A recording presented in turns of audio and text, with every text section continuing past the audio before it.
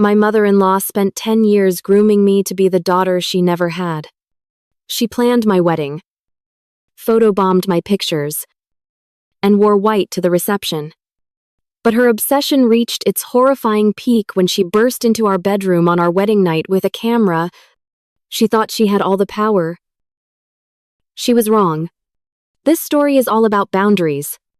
If you believe family isn't a free pass for disrespect, hit that like button and subscribe.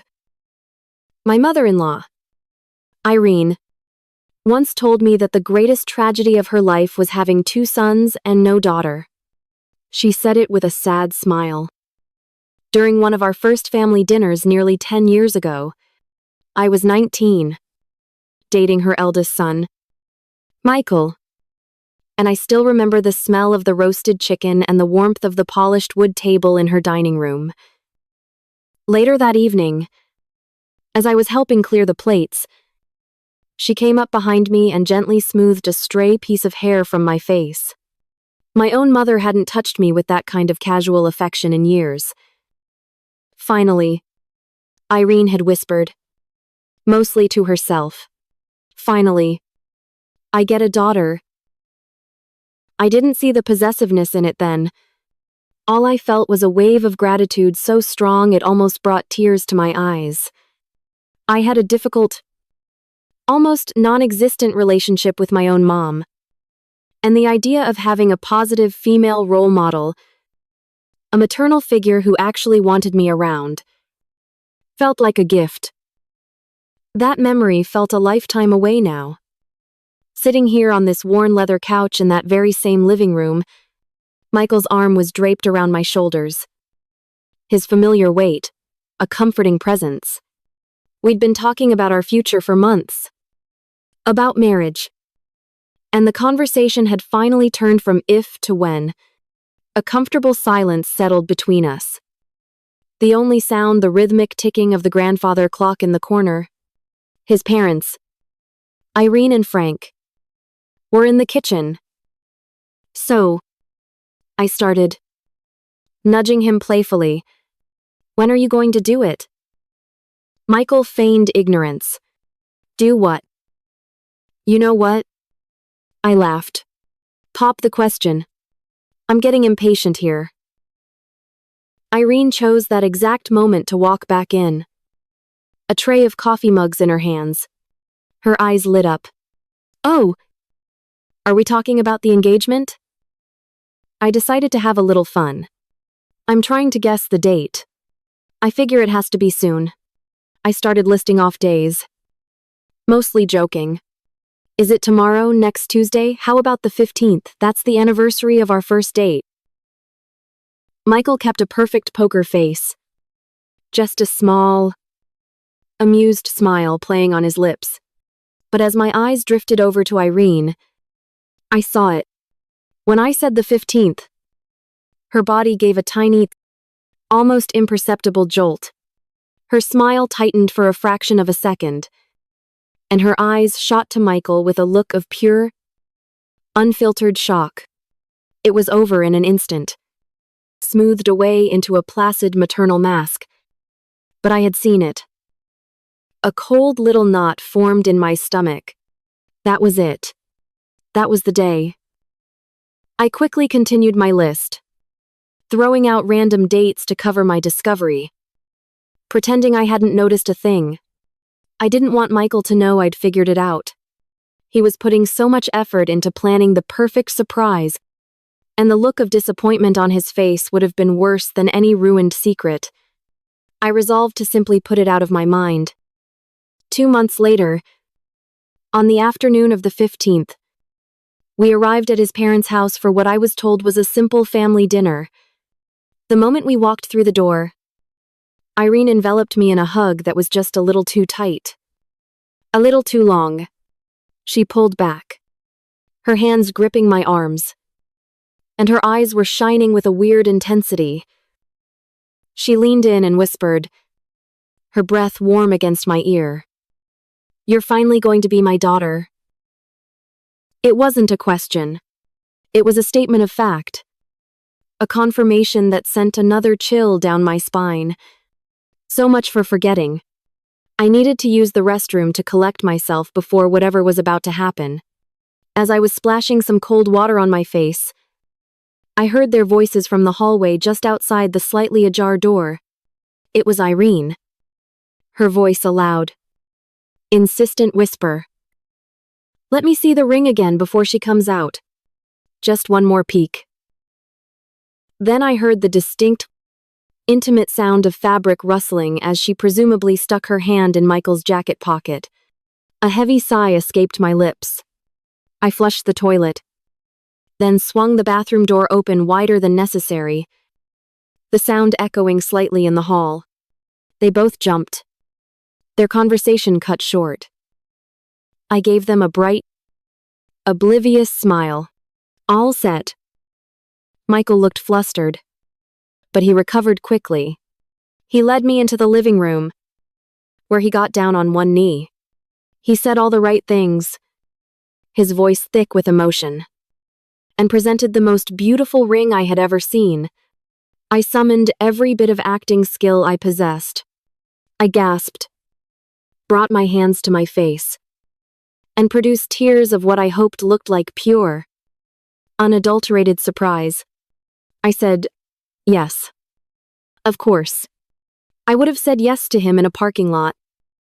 But as he slid the ring onto my finger, a part of me felt hollow. I loved this man more than anything, and I would not let her ruin this moment for him. To this day, he still doesn't know the surprise was spoiled. The planning began a week later, and the battle for our wedding started immediately. Michael and I were on the same page. Something small, non-traditional. Maybe even just going to the courthouse with a couple of friends as witnesses. I'm an introvert by nature, and the thought of being the center of attention in a room full of people made my skin crawl. Honestly, I would have been happy signing the papers in my pajamas. When we presented this idea to Irene, she looked as if we had personally slapped her. The courthouse, she said, her voice trembling. Like common criminals, no. Absolutely not. I have waited my entire life for my child's wedding. For my daughter's wedding. You can't take this away from me. Before I could even formulate a response, she had her phone out. She was already checking the availability of her church. She was calling a distant cousin of hers, a retired priest, to see if he'd officiate for free. I had never even met this man. The idea of a complete stranger presiding over the most intimate moment of my life felt wrong. But he agreed to do it for free. And the church offered a discount. It became impossible to refuse without looking like an ungrateful monster. I tried to reclaim some control. Okay. I told Michael later that night. My voice tight. If we have to do this, a real wedding, then the guest list has to be under 100 people.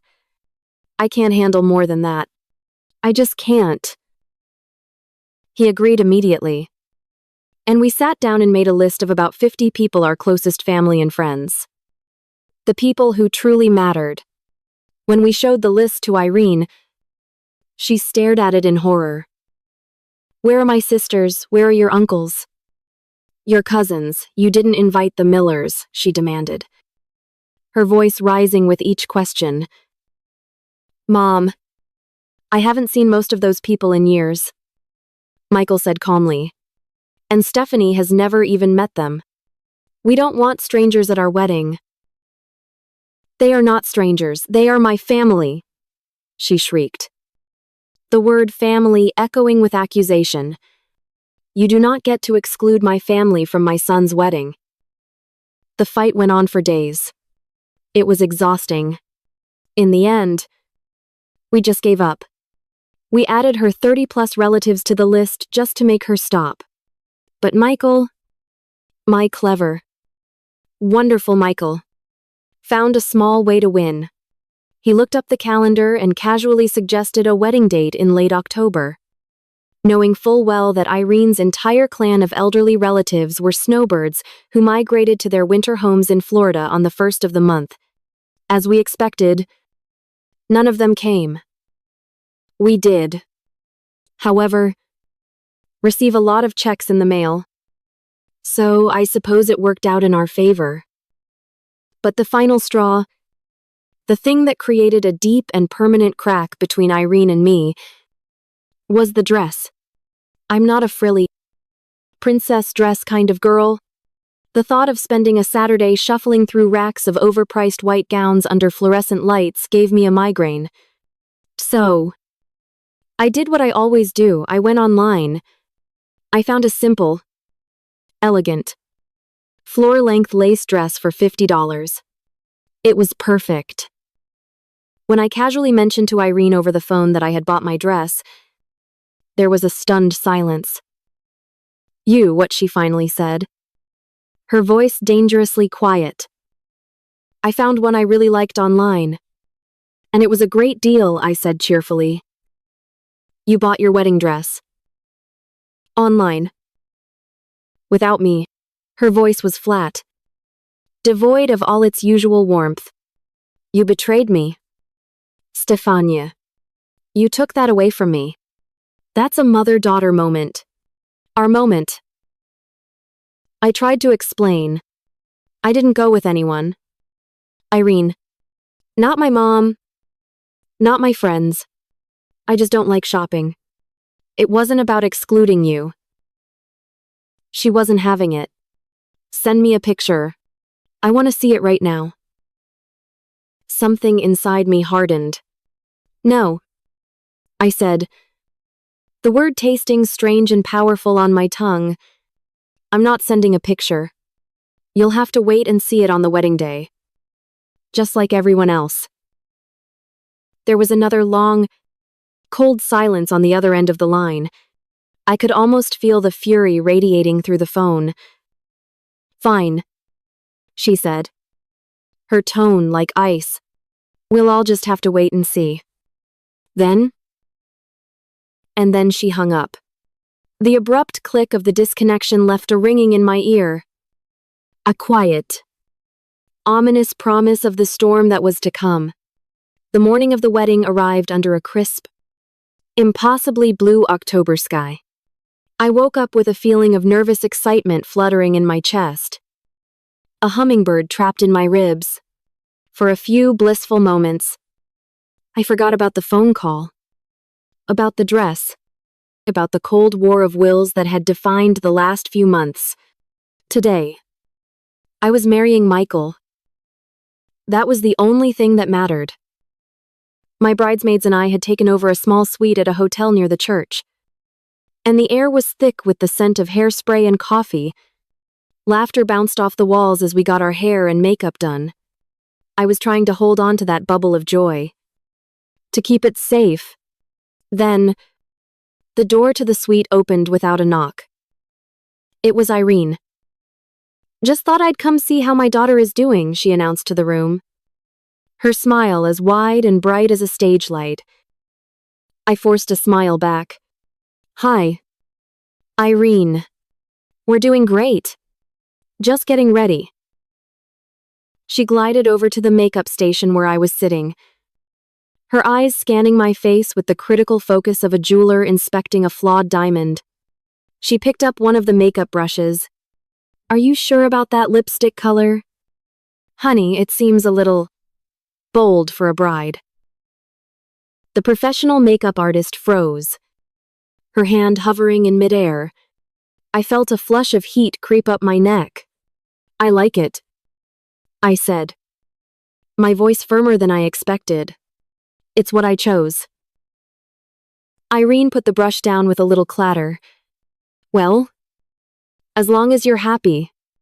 The words were supportive, but her tone was pure condescension. She didn't leave. Instead, she circled the room like a restless shark, offering unsolicited advice, adjusting decorations that didn't need adjusting, and telling my friends embarrassing stories about Michael's childhood. The bubble of joy popped. The air grew thick and heavy with her presence. The real performance began once we arrived at the church. We had hired a family friend, Sarah, who was trying to build her photography business. We insisted on paying her, even though she offered to do it for free. She was talented and professional. And she started by arranging my family for a few photos in the garden outside. The autumn leaves were a perfect backdrop of gold and crimson. "Okay, everyone. Look right here at me," Sarah called out, crouching down to get the perfect angle. Just as we all smiled, a figure bustled into my peripheral vision. It was Irene, holding her iPhone up like a shield. "Wait! Wait, everyone. Look at mommy," she yelled, a frantic edge to her voice. "Give me a nice one for Facebook." My family, confused, glanced between Sarah's professional camera and Irene's phone. The smiles became strained, uncertain. Sarah patiently lowered her camera. "Ma'am, if you could just let me get a few shots first. Then you can take all the pictures you want." Irene waved a dismissive hand. "Oh, don't be silly. This will only take a second." She continued to bark orders, trying to direct the shot. Several of Sarah's beautiful, candid moments were ruined by a group of people looking in two different directions at once. It got worse. When it was time for the photos with just me and Michael, Sarah was arranging us under a beautiful old oak tree. She had us holding hands, looking at each other. I could feel the world melt away for a moment, seeing the love in my husband's eyes. No. No. That's all wrong." Irene's voice cut through the magic. She marched right up to us. "Stephanie, you need to be on his other side. The light is better here." Before I could react, she put her hands on my shoulders and physically pushed me, none too gently, into the position she wanted. I stumbled slightly. The rough fabric of her dress scratched against my arm. I could feel the sharp press of her fingernails through the delicate lace of my sleeves. Michael's arm shot out to steady me. "Mom, what are you doing? Stop it." "I'm just helping," she said, her voice high and defensive as she backed away, her phone already up and snapping pictures from her better angle. During this little maneuver, I felt a tug at the bottom of my dress. She had stepped squarely on the delicate lace train. I looked down and saw a faint, dusty footprint on the white fabric. My heart sank. Later, as we were walking into the church, she did it again. "Irene, you're on my dress," I said through gritted teeth. She looked down, not with apology, but with annoyance. "Well," she sniffed, "it's not my fault. You chose a dress with such a ridiculously long train." I tried to let it all go as I walked down the aisle. I focused on Michael's face, on the solemn words of the retired priest cousin, on the promises we were making. But I was acutely aware of Irene in the front row. She was crying, dabbing her eyes with a tissue in a very dramatic, public display of emotion. But her other hand never wavered. It held her phone, recording the entire ceremony, not watching it through her own eyes, but through a 5-inch screen. The moment the ceremony ended and we were officially married, we were whisked away for a few more photos. When we finally rejoined our guests for the reception, I pulled out my own phone. I'm excited to post a picture, to finally announce to the world that we were married. And then I saw it. A notification from Facebook. Irene had tagged me in a post. My stomach dropped. I clicked on it. There, on her timeline, was a full album of blurry, poorly lit photos from the ceremony. Her caption read, "So thrilled to officially welcome my new daughter, Stefania, to the family. What a beautiful wedding for my amazing son." She had done it. She had announced my marriage to the world before I had the chance. The pictures were awful, people were blinking, looking away. And in the main photo she'd chosen, my face was half in shadow. But that wasn't the point. She had stolen the moment. It was my news to share. Our news. And she had taken it.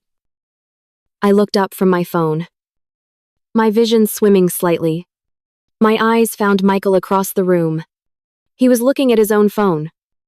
And the happy, carefree expression he'd been wearing all day was gone, replaced by a thunderous scowl. He looked at me. A silent apology in his eyes. This was no longer a series of annoying, tone-deaf accidents. This was a deliberate campaign of appropriation. We tried to salvage the evening. We danced. We laughed with our friends. But the feeling of being a guest at my own wedding lingered. Then came the cake cutting.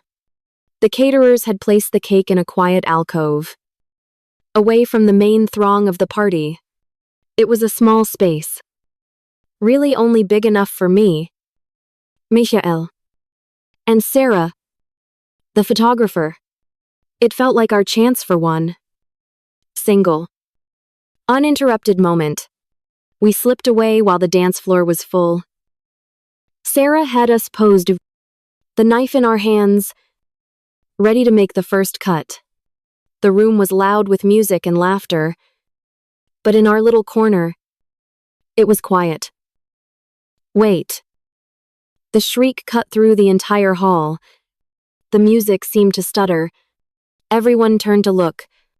It was Irene, standing on the far side of the reception hall, her face a mask of panic. Don't do it, I'm not ready. And then she started running. She hitched up her pale, ivory-colored dress and sprinted across the dance floor, pushing past guests. Her phone held out in front of her like a battering ram. In that instant, Michael and I shared a look. A silent, mutual decision was made. We turned back to the cake, smiled at each other, and pressed the knife down, cutting through the smooth, white frosting. The professional, satisfying click of Sarah's camera captured the moment perfectly. Irene skidded to a halt beside us, breathless and furious. A second too late. I missed it. I can't believe you did that without me, she gasped. She then rounded on Sarah. You. Move, she commanded. Get out of the way. They're going to do it again so I can get a picture. Before Sarah could even respond, Michael stepped forward, placing himself between his mother and our photographer. No. Mom, he said, his voice low and steady. We're not doing it again. Irene's jaw dropped. She stared at him in disbelief. Then her eyes narrowed at me, filled with a venom that made me cold, defeated. She stalked off. A few minutes later, we saw that she had plopped herself down at the head table, in my bridesmaid's empty seat, right next to Michael's chair. She was demanding that a waiter serve her the first piece of cake. Michael and I just looked at each other and walked away.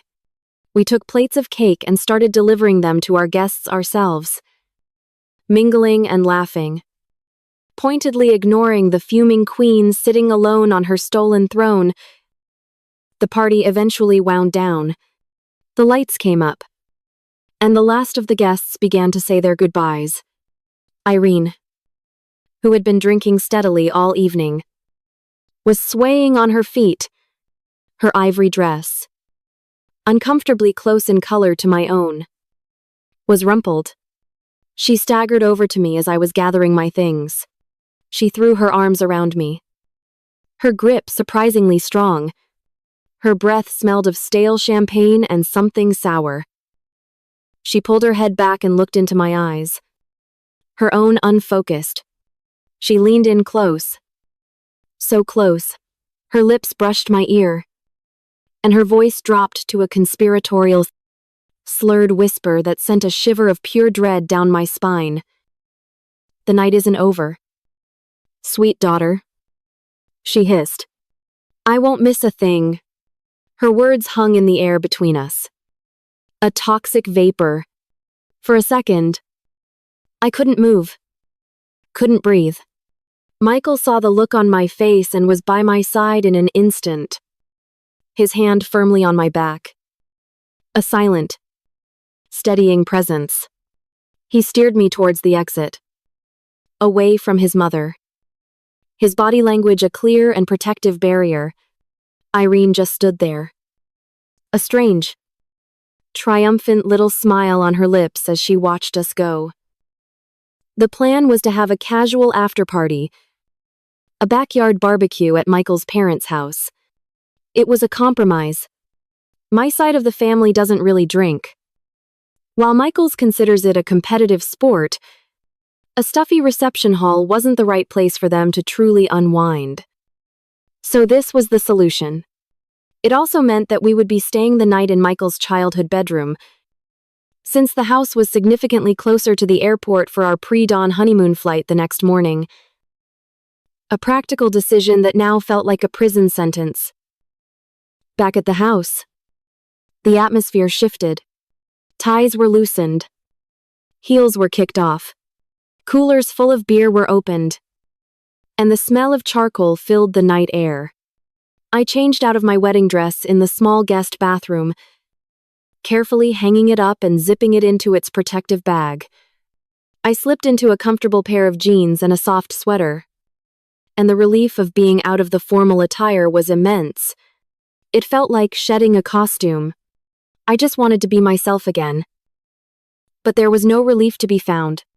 Irene, fueled by more champagne, was holding court in the center of the backyard. She was a whirlwind of frantic energy, flitting from group to group, her voice loud and shrill. She was laughing one minute, weeping theatrically the next as she recounted some sappy, exaggerated memory of Michael's first steps. She was still wearing her ivory dress, a ghostly white beacon in the dim light of the patio. A constant, jarring reminder of her role-playing. I felt utterly and completely depleted. Every nerve ending was frayed raw. Every social muscle had been exhausted. I felt like a marionette whose strings had been cut. A collapsed heap in a patio chair, nursing a bottle of water and trying to become invisible. I just wanted the day to be over. I wanted to wash the hairspray, the makeup, the memory of Irene's hands on my shoulders and her breath on my ear, right off my skin. I needed a shower and a quiet, dark room. Michael must have seen it on my face. He came over and knelt in front of my chair, taking my hands in his. You okay? Honey, he asked, his voice low and concerned. I shook my head, unable to speak. The lump in my throat was too big. Okay, he said, understanding completely. Let's give it another 30 minutes. Just to be polite. And then we're disappearing. I promise. Those 30 minutes stretched into an eternity. Finally, people began to leave. And soon it was just us and Michael's parents. Frank, his dad, gave us a tired but genuine smile, congratulated us one last time, and headed up to bed. Irene, however, seemed to be getting her second wind. Michael had to physically lead her into the house and up the stairs, listening to her drunkenly protest that the party was just getting started. I waited. I sat in the quiet living room, listening to the sounds of the house settling. I heard Michael's footsteps in the hall above, the sound of his mother's bedroom door closing. I gave it another 10 minutes. Just to be sure. I am a deeply private person by nature. The thought of running into my father-in-law in the hallway while I was in a towel was mortifying. I had to be sure everyone was settled for the night. Finally, I crept upstairs. I slipped into the bathroom at the end of the hall, locking the door behind me. The hot water was a blessing. I stood under the spray for a long time, letting the steam fill my lungs, trying to will the tension out of my shoulders. The water sluiced away the day's grime and, for a moment, I felt safe, enclosed in a warm, misty cocoon. When I was done, I wrapped a thick towel around myself and quietly opened the bathroom door. Michael was waiting for me in the hallway, already in his pajama pants. He gave me a reassuring smile.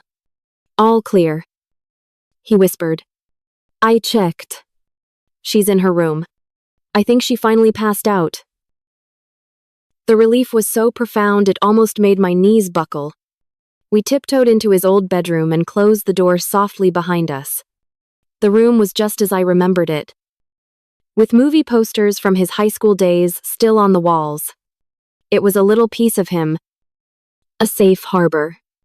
I let the towel drop to the floor, my body finally able to just be. Michael was across the room, his back to me, pulling a t-shirt over his head. The only light came from a dim lamp on the nightstand. The door burst open. It didn't just open. It slammed back against the wall with a violent crack that echoed in the small room. Irene stood in the doorway, silhouetted by the bright, harsh light of the hallway. She was swaying, a wild, manic grin on her face, and in her hand, held high like a torch, was her phone. The screen was lit up. The camera was on. My blood ran cold. I was completely exposed. "Time to open wedding presents," she slurred, taking a clumsy step into the room. "I told you I wouldn't miss a thing. Can't let your little friends get all the good pictures." She was too drunk, too consumed by her own bizarre fantasy, to even register what she was seeing. To her, we weren't two exhausted people in a state of undress, seeking privacy on their wedding night. We were props. We were the next scene in the movie she was directing in her head. My mind went completely blank. A static roar filled my ears. I felt the cool air on my bare skin. A sudden, sickening vulnerability. My hands flew up to cover myself. A useless, panicked gesture. I tried to scream, to speak, to move, but I was paralyzed, pinned in place by her unblinking gaze and the dark, dead eye of her phone's camera lens. I could only manage one word. A choked, "Despérate, plea." "Michael."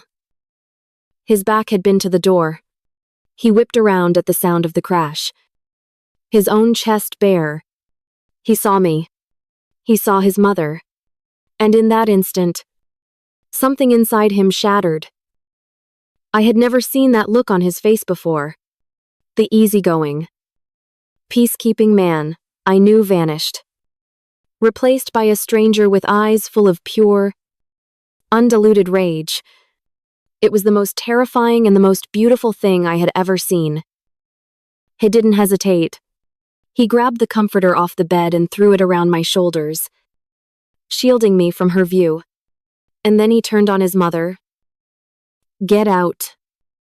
His voice was not a yell, it was a roar. A visceral, guttural sound that shook the very walls of the room. He advanced on her, a wall of fury, forcing her to stumble backward into the hall. "Get out now," he bellowed again, his voice cracking with rage. "And don't you ever come back in here?" He slammed the door shut with a force that rattled the picture frames on the wall. He locked it, then leaned his forehead against the wood, his whole body trembling with adrenaline. The silence in the room was absolute, deafening. And then, from the other side of the door, the sound began. It wasn't a cry of remorse or apology. It was a theatrical, self-pitying wail. "How could you?" we heard her shriek, her voice thick and distorted with alcohol and indignation. I just wanted to be a part of it. This was my special day, too. How could you treat your own mother like this? Michael turned from the door, his face pale, and wrapped his arms around me. I was shaking uncontrollably, the comforter clutched in my fists, the sound of her gaslighting sobs echoing through the solid wood of the door. A final, unforgivable violation. Chắc chắn rồi. Đây là bản thảo đầy đủ cho chương 4. Chương cuối của câu chuyện. Nối tiếp liền mạch từ những sự kiện của chương trước và được viết theo tất cả các yêu cầu bạn đã đưa ra. We stayed like that for a long time, huddled together in the middle of his childhood bedroom while the storm of his mother's voice raged outside the door. Her words were a torrent of self-pity and accusation, each one a fresh wave of nausea washing over me. The sound was muffled by the wood, but the venom was clear. She wasn't sorry. She was angry that she had been caught, that her fantasy had been interrupted. She was the victim. We were the villains. Michael held me, his arms a vice grip of protection, his own body still trembling. He kept whispering in my ear, the same words over and over. I'm so sorry. Stefania. I'm sorry. I'm so sorry. He wasn't just apologizing for his mother, he was apologizing for every time he had asked me to be patient, for every time he had let her behavior slide for the sake of keeping the peace. We both knew, in that moment, that the peace had been a lie. It had just been a prolonged, slow-motion surrender. Eventually, the wailing outside the door subsided, replaced by hiccuping sobs, and then, finally, silence. But sleep was impossible. The violation felt imprinted on the air in the room, a greasy film covering everything. We didn't talk much. There was nothing left to say. We just lay in the dark, side by side on top of the covers, staring at the ceiling and listening to the house groan and settle around us.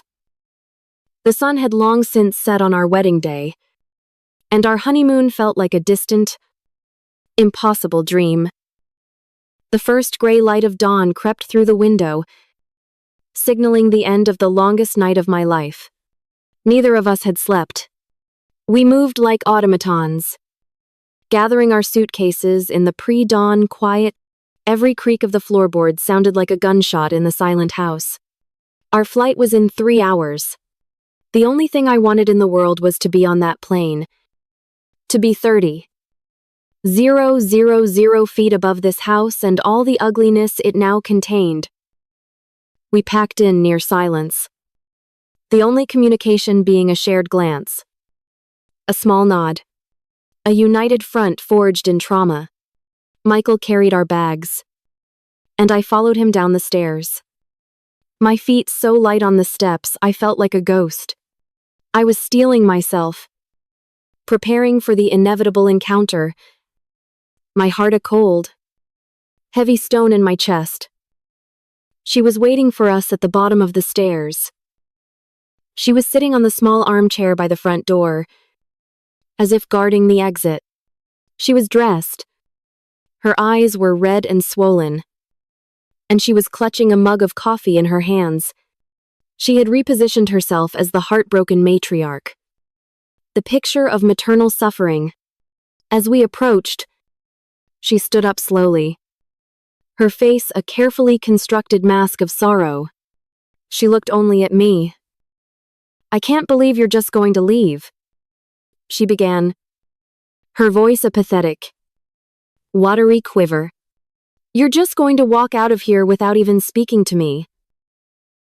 I kept my eyes fixed on the front door, just a few feet away. I didn't say a word. I just wanted to get past her. I can't believe you would turn my own son against me, she continued, her voice gaining a bit of strength, a bit of its familiar, manipulative edge. To make him scream at his own mother on his wedding night, what kind of person does that? Stephanie, how could you be so cruel? That was it. That was the moment. The accusation, so profoundly twisted, so completely detached from reality, was like a key turning in a lock I didn't even know was there. Something inside me, something that had been coiled tight with fear and shame and helplessness for the last 12 hours, finally snapped. I stopped. I slowly turned my head and looked at her. For the first time, I didn't see a potential mother figure, or a grieving woman, or even my husband's mom. I saw a profoundly selfish person who had tried to steal something sacred and was now trying to steal the narrative, to paint herself as the injured party. The anger I expected to feel wasn't there. In its place was a strange, glacial calm. The emotional fog had lifted, and all that remained was the cold, hard clarity of the truth. Michael stopped beside me, ready to intervene. But I subtly put a hand on his arm. A signal to wait. This was mine. I looked directly into Irene's tear-filled, expectant eyes. My voice, when it came out, was level and quiet, completely devoid of emotion. It was the voice of a stranger stating a simple, observable fact. We were changing. Irene. The use of her first name made her flinch. I continued, my gaze unwavering. We were naked. Sorry you didn't get a picture for your daughter's first night scrapbook. The transformation on her face was instantaneous and absolute. The mask of the wounded victim didn't just crack, it vaporized. The fake tears dried up. The sorrow was replaced by a wave of pure, unadulterated shock. Her mouth fell open. A little O of horror. Her skin, already pale, seemed to lose all its color. She finally, truly, understood what she had done. Not through my eyes or Michael's but through the ugly reflection of my words. She was seeing her actions for what they were: grotesque, invasive, and deeply perverse. I didn't, she stammered, her voice a strangled whisper. You're making that up. I wouldn't. But the denial was weak, pathetic. We both knew the truth. I didn't wait to hear the rest of her lie. I held her shocked gaze for one more second. Then I turned my back on her. I walked to the front door. Michael right behind me. He opened it. And the cool morning air felt like the first breath of a new life. We stepped outside, pulling our luggage behind us. And he closed the door with a quiet, definitive click. We didn't look back. The silence in the car was different. It wasn't tense or heavy. It was peaceful. As we pulled away from the curb, I felt the knot of anxiety that had lived in my stomach for years begin to finally, slowly, unwind. After a few minutes, Michael reached over and took my hand. His own was warm and steady. I am so sorry, Steph, he said, his voice thick with an emotion I couldn't quite place. I'm sorry I didn't see it for what it was. I'm sorry I ever put you in a position where you had to endure that. It will never, ever happen again. I swear to you. It's you and me now. Only us. I squeezed his hand. And for the first time since that horrible phone call about the dress, I felt tears welling in my eyes. But these weren't tears of sadness or frustration. They were tears of relief. I had spent a decade yearning for a mother's love, willing to accept a cheap imitation because I was so desperate for the real thing. I had bent and folded and made myself smaller to fit into the box she had built for her imaginary daughter. But in that final, ugly confrontation, I realized I didn't need a substitute mother. I didn't need her approval or her affection. I had my own voice. And I had a husband, a true partner, who was willing to slam the door on the whole world to keep me safe. As the car merged onto the highway, heading toward the airport and the start of our new life, I knew we would be okay. The storm was finally over.